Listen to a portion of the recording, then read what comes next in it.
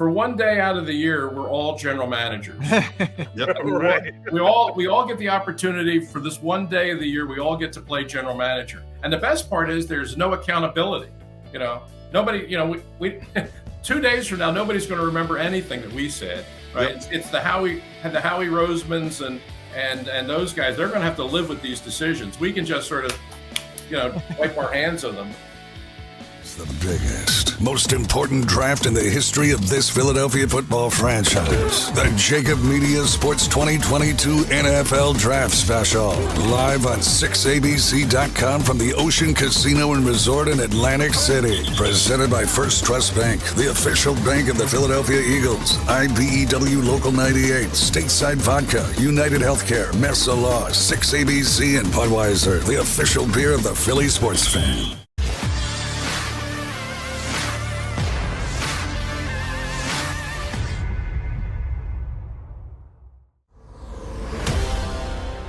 Oh man, fun first hour. Look at us. Look at us hanging out down the shore. I feel like that Christopher Cross song, Sailing, takes me away to where I always heard it could be. Just the breeze and the wind to carry me, and soon I will be free. Yes. Yacht Rock, brought to you by Derek Gunn. I'm one with nature right now. I just saw a pelican swoop down to take a fish. That makes my day right there. I'm good. I'm good. Barrett, what are we gonna do with him, man? Christopher Cross. He's quoting Christopher Cross. You told him to come. You told him to come with this show. That's I didn't tell him to come. Yeah. You That's told a him. good point. Look, what do you want me to tell you guys? I'm sorry. I mean, what you're saying, I hear you, but I don't hear you. You know what I'm saying? I hear you, but I can't hear you right now. He's got us blocked out. You know who you're going to hear right now is the man himself. Yes, he is a Pro Football Hall of Famer. He is the GOAT. He has got the Emmys behind him to prove it in case you were questioning his credentials, D-Gun. And he's sporting his St. James pullover. Does it get any better than that? The one and only Ray, welcome. I'm thrilled to be able to say this. Welcome to the show, man. Thanks for joining us. I'm delighted to be joining you, and I wore this for your benefit, Rob. That's right. Ray and I are Catholic Leaguers, man. I'm a Bonner guy. Ray is St. James. But we can be friends anyway. It's like a family reunion. Exactly right. Yes, Delco guys go through and through. But, Ray, let me ask you this before we dive into names and what you think may happen, all that. From when, and you may even say it goes beyond that because I know what a college football fan you are too.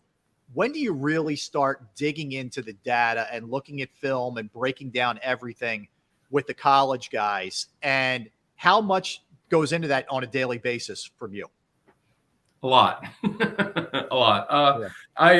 During the season, I'm watching college football just like everybody else is watching college football. But the whole time I'm watching it, Here we go.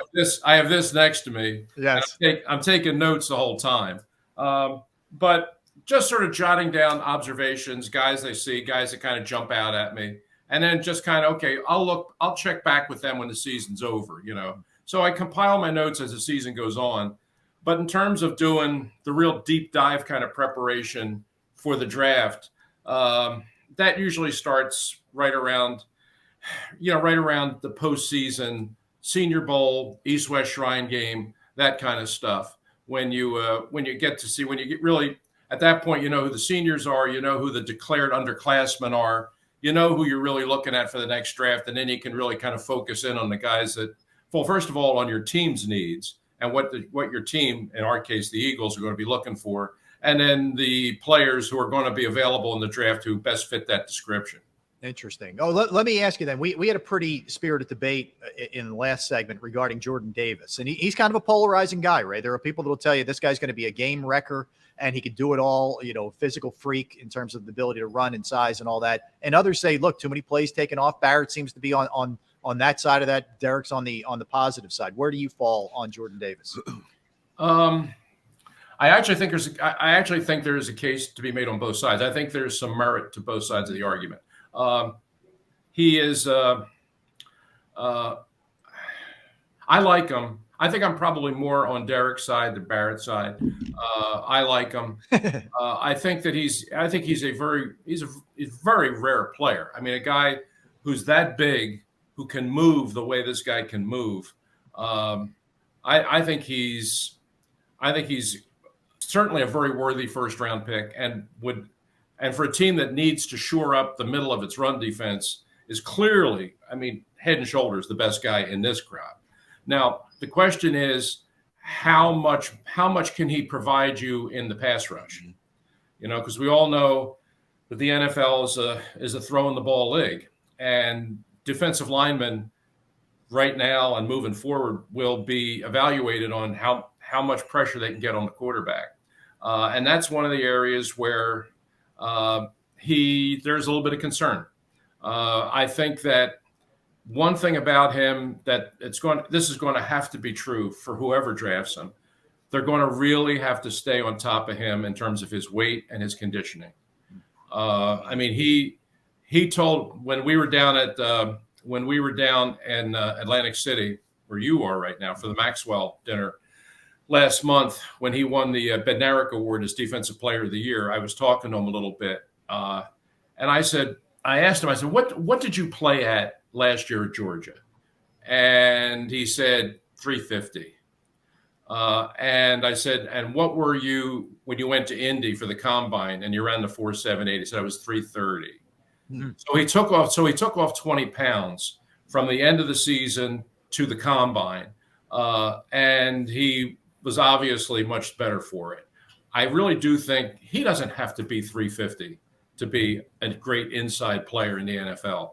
I think he needs to be in that 320 to maybe 330 range, and he kind of has to stay there. I think if he gets too high in weight, if he gets 350 or on the other side of 350, I think that's going to be a problem. So his weight is something you're going to have to absolutely keep a close eye on, and just his overall general physical conditioning. But when you see the tape of him, or when you watch him live, and we all saw a lot of Georgia this year, I mean, he can get down the line and make some plays in pursuit. You're obviously not going to move him straight ahead. You're obviously not going to blow him out of the A gap because you just can't move him. I mean, I've seen him take on double teams all year and nobody could move him. But the fact is, he's not an anchored in place kind of guy. He can get down the line both right and left and chase plays down. We've all seen that. That's rare. You just don't see guys that can do that. But what he really has to do, and what he really has to be able to sustain, is the ability to get up the field on pass plays and collapse the pocket. If he can become that player, and I think he can, given his physical strength, then I think he's absolutely, a pretty high first-round pick. Hey, Ray, as we sit here and the draft is fast approaching, where do you think the Eagles should go with the first picks? If they stay with the first picks relatively in the same area, what areas of the team should they address first in that first round? I'm still thinking defense first, and I'm not, I recognize, as everyone recognizes, they do need that other receiver. Yeah. They have to get that guy somewhere at some point. But first things first, they got to get better on defense. They got to get younger. They got to get faster on defense. And so the question to me is, where do you go? I mean, they could certainly use another linebacker, but we all know how this team and linebackers in the first round just don't go together. So edge rusher, the signing of Reddick was a really good signing, but I don't think it ends there, Derek. I mean, I just don't think that we solved everything by signing Hassan Reddick. I think they could use another pass rusher. They absolutely desperately need a safety and a corner right now. I mean, right now you got one cornerback. And you do have to play with two, right? Right now they have uno cornerbacks, so they got to go get a cornerback, and the other one is a safety. They're in the same boat at safety. I mean, they got one safety. You got Anthony Harris. So my feeling is, and I think a lot of people kind of share this. I don't know where you guys are coming from, but I would be very surprised if the Eagles stayed at 15 tonight. I mean, I think that Howie's got the cards to play here, and I think he's going to move up. The only question is, how far is he going to move up? Does he go really big and pay a big price to get into like 5, 6, 7, and maybe have a shot at Hamilton, Johnson? Johnson? Okay. Jermaine Johnson, yeah. Yeah. Yeah, Yeah. I mean, I mean, if you want to trade up to that range, if you want to jump into the Carolina spot, and Carolina has been telling everybody that they're willing to move. You want to jump into 6 and get Johnson, okay, I'm fine with that. If you don't want to pay that high a price, you want to pay maybe just 15 and one of your number 3s to get to 10, 11, which I think is doable. If you want to target Kyle Hamilton, I mean, I would certainly be I'd certainly be open to that. And then also if you're talking about getting up to 6, maybe Sauce Gardner's still in the conversation. Mm-hmm. So, to me, that's kind of what I'm looking at. I'm looking at a really big time pass rusher, which I think Johnson will be, a cornerback who I think is an immediate day one starter, which I think Gardner would be, and Kyle Hamilton, who, for all the people that are questioning him and having him drop down the board, I mean, he's still, far and away the best safety in this crop. And if you're in a position to get him at 10, 11, 12, that would certainly be worth the trade up. But none of those guys, all of those guys could certainly help the Eagles like immediately, but none of them are going to be there at 15, I don't think.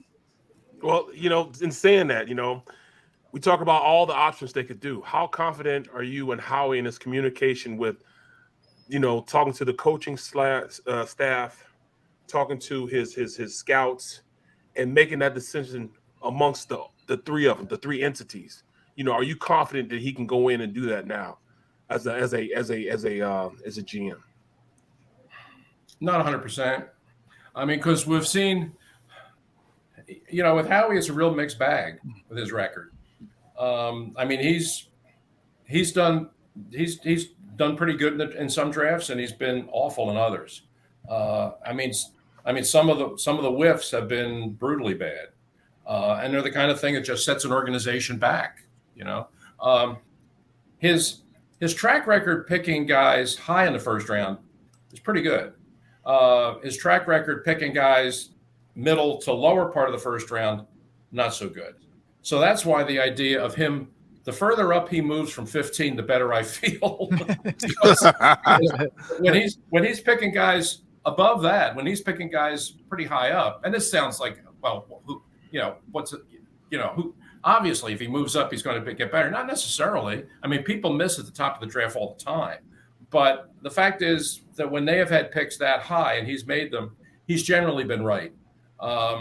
Where he has more problems when he goes low. So if they're sitting at 15, which is right smack in the middle, if you ask me, would I rather see him go up or go down? I would certainly more rather see him go up. And given their needs and the guys who are in this draft, there are some really good players. The Eagles just have to go up and find the right ones. Ray, you mentioned defense for sure. There's no question about it. If it is a receiver, if they decide to go that route for the 3rd straight year in the first round, for you, whether that's a move up or sitting there at 15, who's likely and who do you like and who is your maybe stay away from guy in terms of the receivers? Well, among the ones that are in the obvious discussion, there aren't any that I would say I would steer clear of him. I mean, all the like the top 5, 6 guys to me are all good players. I don't think there's anybody in there that worries me. The only one that would concern me would be Williams because of the injury. I just worry about drafting guys that are hurt. That's why Ajabo. I mean, I was having a long discussion with a guy this week about the fact that he would have no problem drafting Ajabo at say 15, and 15. Yeah, and I said no, I would not touch him. I wouldn't take him anywhere in the first round, to be honest with you. I mean, you're talking about 200. You're talking about a 255-pound guy with a torn Achilles. I mean, and he's, his counter argument is there's so much upside. He looks at the guy he sees upside. I look at the guy I see damaged goods. Okay, and I don't want to spend a first-round draft pick on that. Look, maybe the kid will come back and he'll be great and he'll have a terrific career. I hope he does. God bless him. But let somebody else use that draft pick on him. I'm not going there. That's crazy. The first round. But as far as receivers, yeah. I know Barrett and I have discussed it. I know Barrett's a big Drake London guy. Yep. Yes, that would be his pick. And listen, there's a lot to be said for that. I mean, his size, I mean, he had 88 catches in 8 games last year. I mean, he's really, really a good player.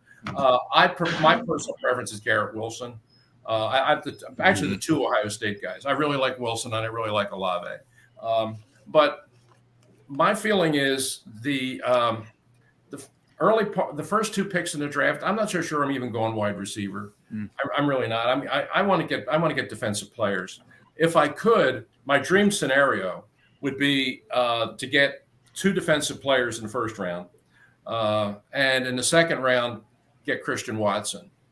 And North Dakota State. Yeah. Yeah, I think that to me, he's, well, a couple of months ago, he qualified as a sleeper. Now I don't think so. I mean, everybody's kind of on him ever since Mobile. I mean, ever since he went down there and had a big week down at the Senior Bowl. I think everybody's on to him. 6'4", can really run. And when he went down to the Senior Bowl, he proved that he could beat Division I corners. It wasn't just that he was overmatching receivers or defenders in that conference out there in the Dakotas.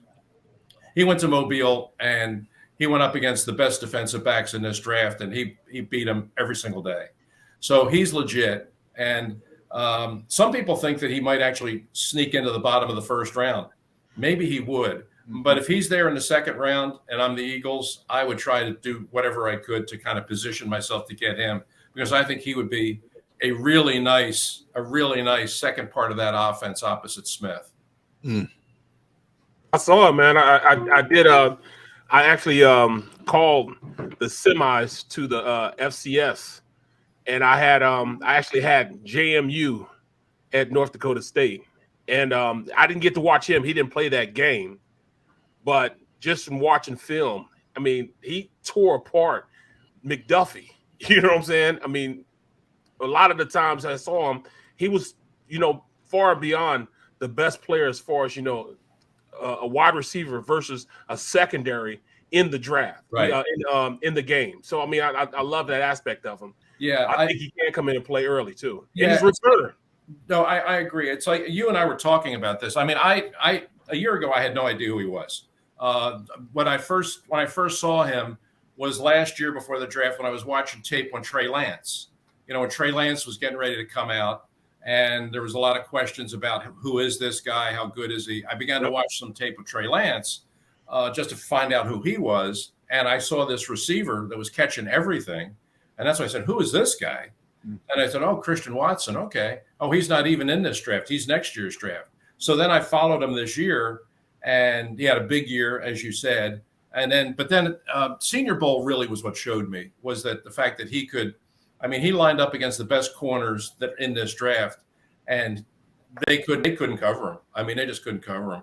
I think that he's a guy that's, to me, the guy, and I told you this, Barrett, the guy who he reminds me of is Jordy Nelson. Yep. I mean, to me, that's what he looks like to me. He's got the same size. He's got the same frame, has the same kind of footwork. Actually returned kicks in college the way Jordy Nelson did. A lot of similarities there. And, you look at the kind of player Jordy Nelson was in the NFL, I think this kid could have similar success.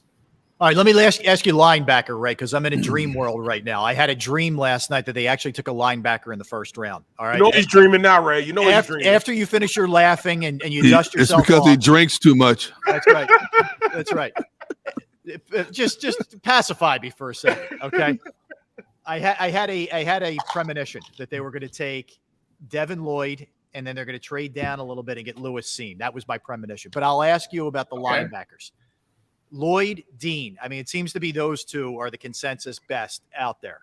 If the Eagles break the pattern since Jerry Robinson in 1979, which one do you like better of those two? I like Dean. I like Dean. Yep. I just did a similar show like this with the guy who's going to be with you tonight, Seth Joyner. Yeah. I did the Seth Joyner show the other night, and we spent a lot of time talking about just those two guys, Dean and Lloyd. And Seth is a Lloyd guy. He really, really likes Lloyd, which I think Lloyd's a really good player too. Yeah. To me, Dean is. When I watch him play, I mean, I just love his instinct. I just love his ability to find the football. to me, there's linebacker all through football, but especially in the NFL, is such an instinctive position. Mm-hmm. I think what really separates the really elite linebackers from the rest of the linebackers is that instinct, that knowledge, that feel that when the ball's snapped, you know where it's going, and you can beat the blockers to the point of attack. I mean, that was Ray Lewis's greatest asset.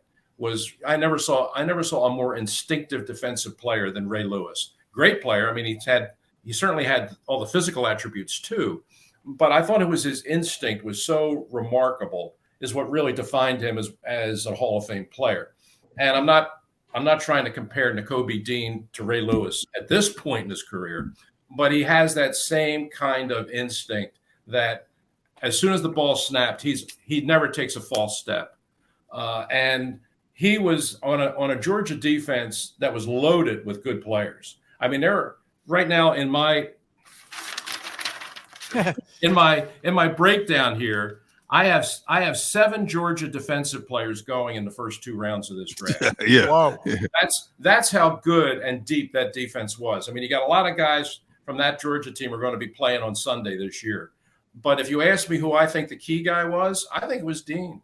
I really do. And so I know he's a little undersized. I know he's 5'11 and a half, which people will look at and say, well, that's not big enough.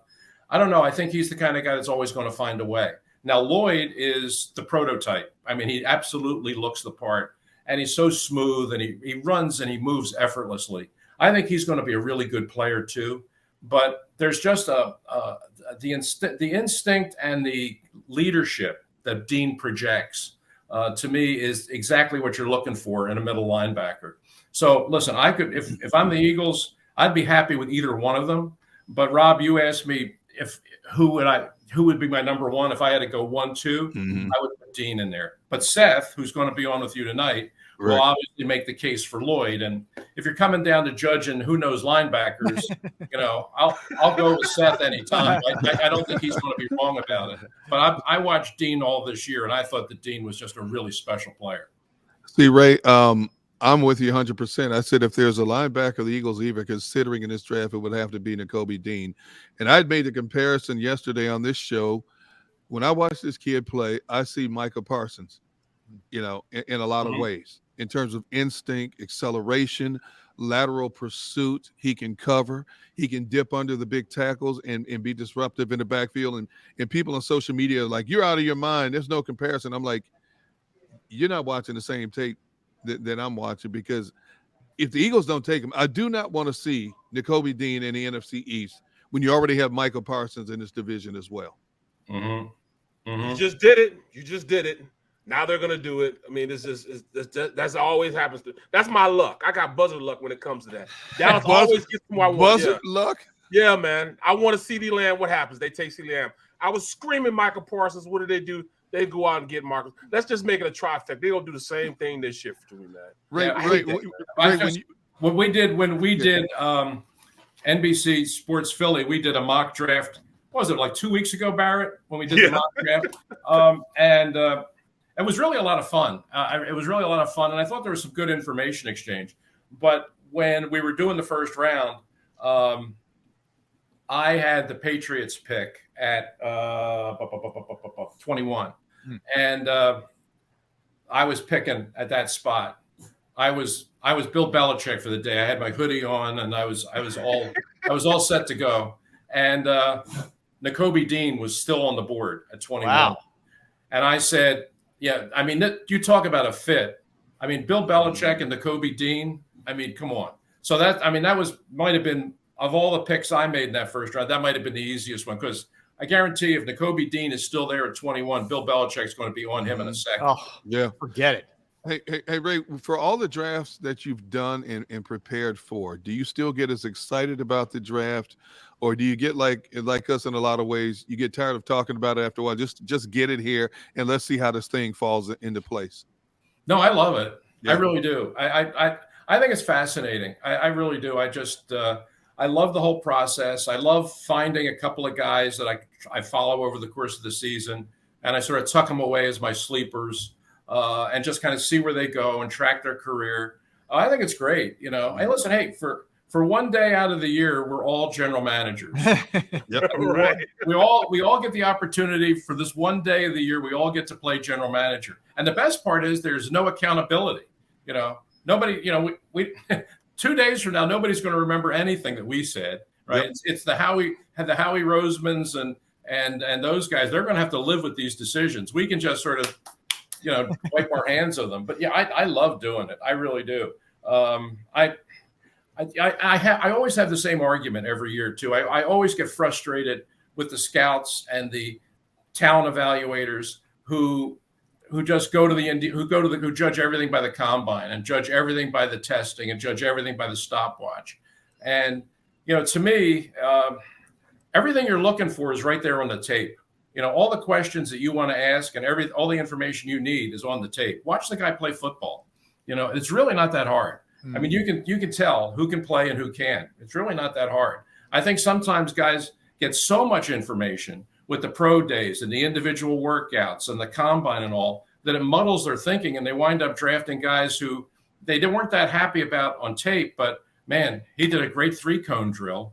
And then you get the guy to training camp and you say, why the hell did I draft this guy? I mean, we've had this discussion and this argument for 20 years, and it never goes away. But I always have fun engaging in it, because to me, the tape and the scouting, that's where it is. The people that really know the game, the real hardcore football guys that get out there and go to the practices and do their homework. They're the ones that year in and year out draft solidly. It's like Tony Rossano, the old scout that helped build the 49ers team back in the 70s. Like he once told me, he said, "Don't tell me how fast a guy runs. Tell me how fast he plays." And I don't think I ever heard it put more simply or more beautifully than that. That's really what the draft comes down to. That's great stuff. Ray, I need you to take us inside here, because you're sitting on the set each and every Sunday with Seth, with Barrett, for the Eagles post-game show on NBC Sports. Oh, here we go. I need you to unveil the curtains and let us know what it's like to watch the games with these guys. What's Barrett's reaction during the game? What's Seth like during the game?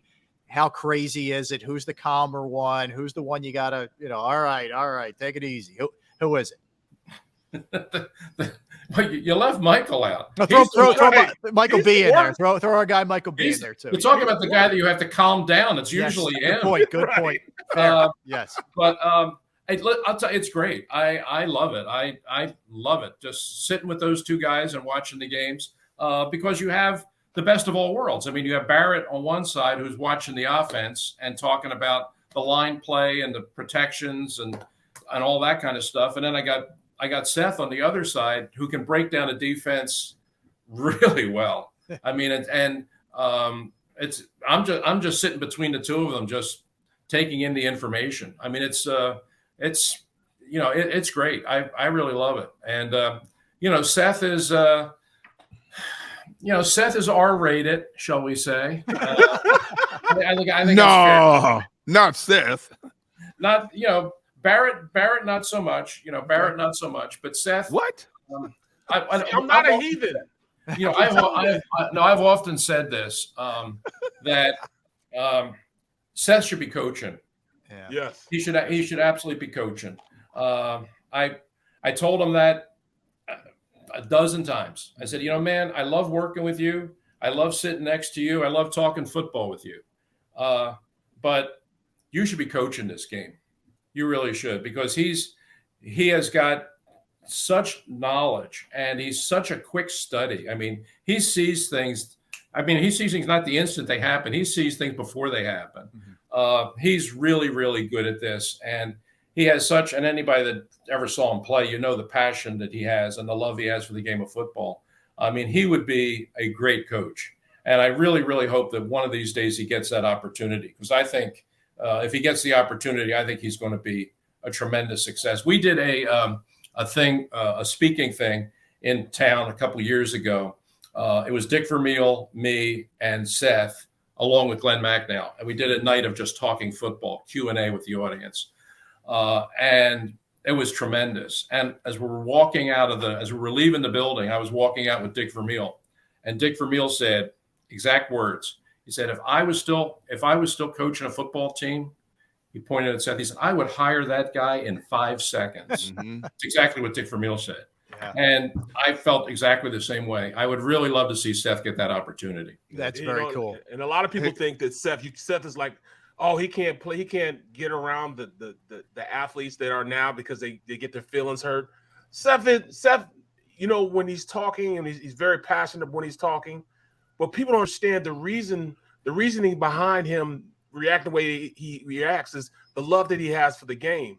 And when he loves a player, he can relate to that player, and he might be yelling at him, but the player will actually know that he's trying to make him a better player. So it'll be received differently from what we see on TV. It'll be received differently than the way we would think it would be. So Seth, I'm telling you, man, Seth can see it. The play before the play even starts, Seth says, "Oh, quarterback, come up, please come up, please come." Oh, no, there it is. It happens just like that. Seth calls it out before it happens, and we're sitting there like, man, I see it too, man. I see it too. Hey, Ray, before we let you go here, I heard your comments on WIP, shifting gears to basketball now, pertaining to the demise of the 76ers as we know it right now.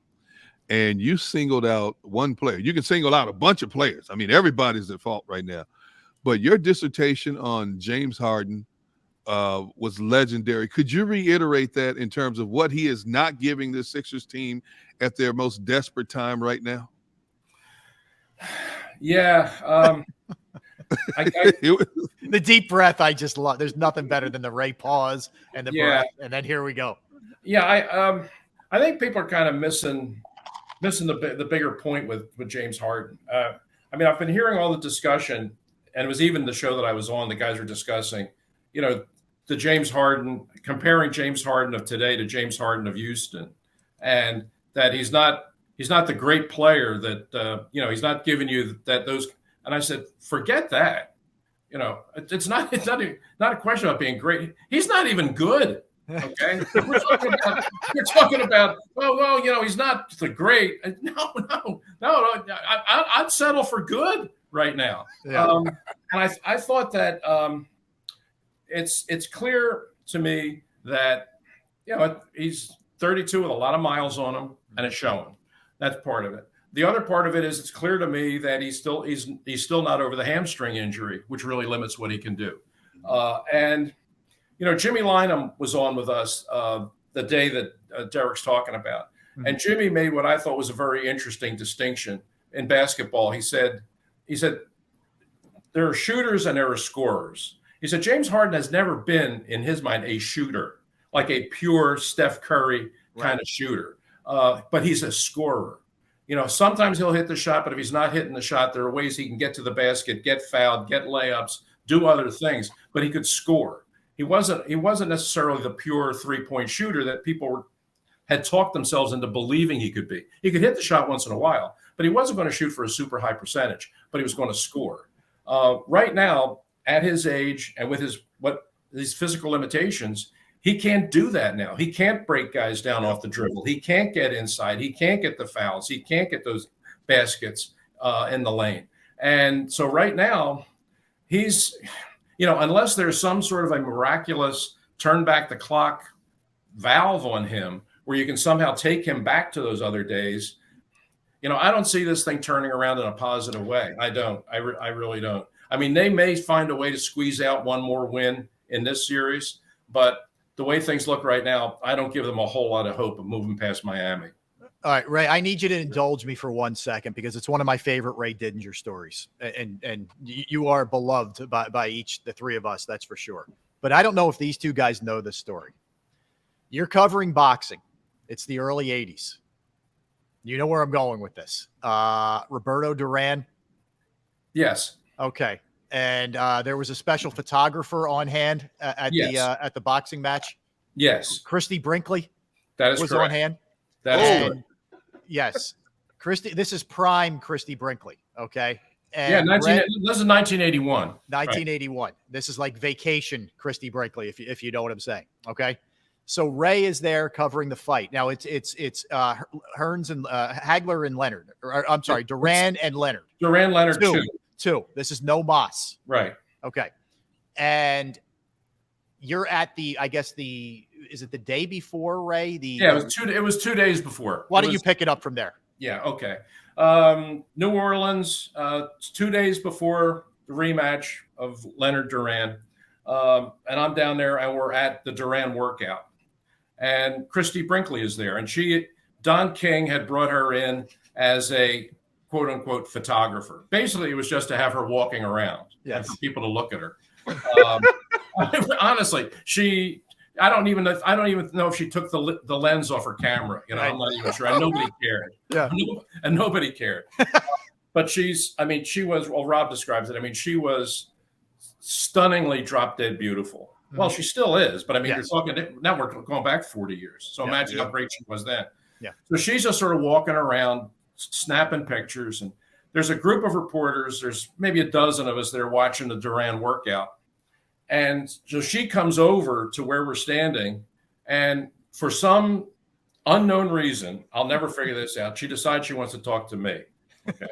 So she starts talking to me about, I really don't know much about this sport. I've never been to a fight before. And I don't even really know who Roberto Duran is. What could you tell me about him? So, well, he's from Panama. He was a poor kid, lived on the streets. A rich guy found him, brought him in, taught him how to fight, yada, yada, yada. So I give her the Cliff's Notes versions of the Roberto Duran story. And so, she's taking, oh, wow, this is really interesting. Wow, I didn't know any of this. Wow. So the workout ends, and she says, again, she's walking with me.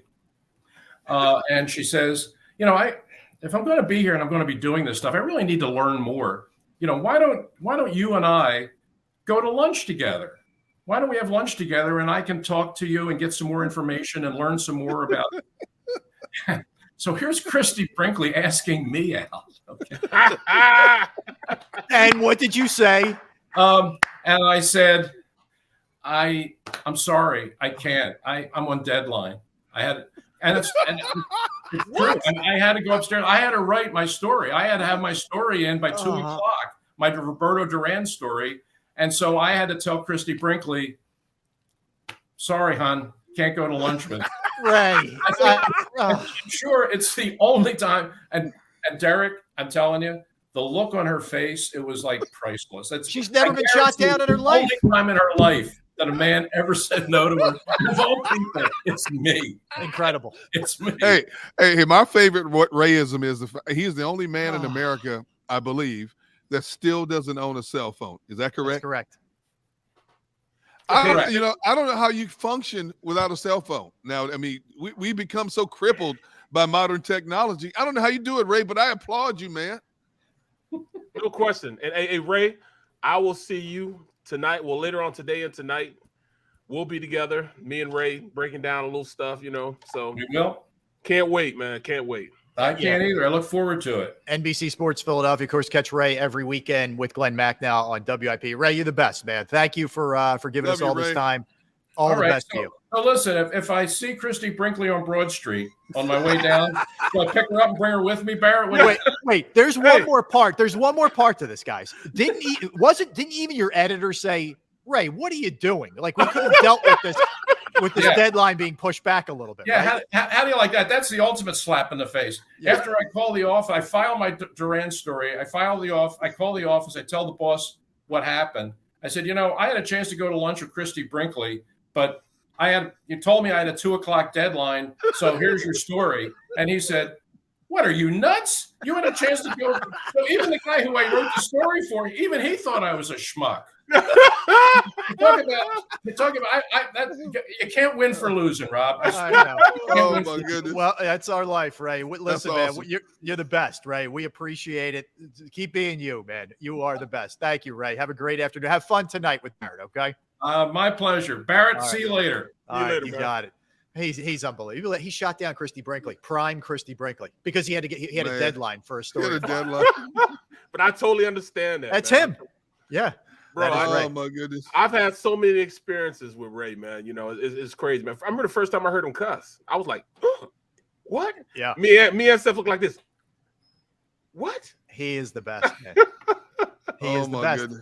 He is. I learned. I am the king of the. Yeah, Barrett can speak to this, and that's going way back, man. I'm a fellow devotee of the legal pads. That's for sure. No question. Yeah. Taking a lot of notes. Look, it's preseason. There's no need to chart preseason. And both Ray and Rob.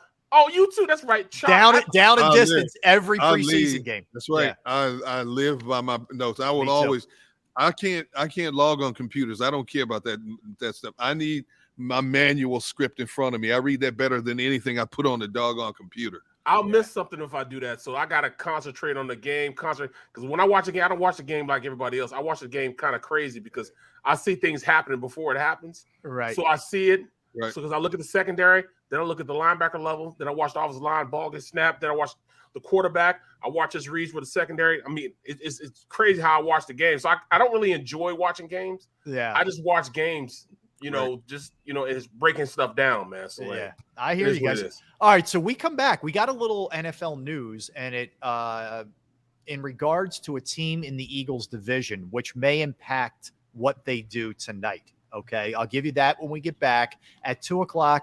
You got EJ Smith joining us from the Philadelphia Inquirer. He's in Vegas, so he'll give us the latest on what he's hearing there, not only on the Eagles but the entire draft. Don't go anywhere. We're coming to you live from Top Golf Ocean Casino Resort. Just an unbelievably spectacular place. We'll be here all day and tonight with the draft night special right over my shoulder with Seth and Mike Quick and D Gunn and myself and Devin Caney. This place is going to be on fire. We got bands. We got it all right here. Don't go anywhere. We have sand. We have a beach. We have seagulls. We have Ferris wheels. We have Ferris wheels. Barrett doesn't have any of it, unfortunately. Barrett has upstairs get some coffee. And he's sad. Barrett has a basement.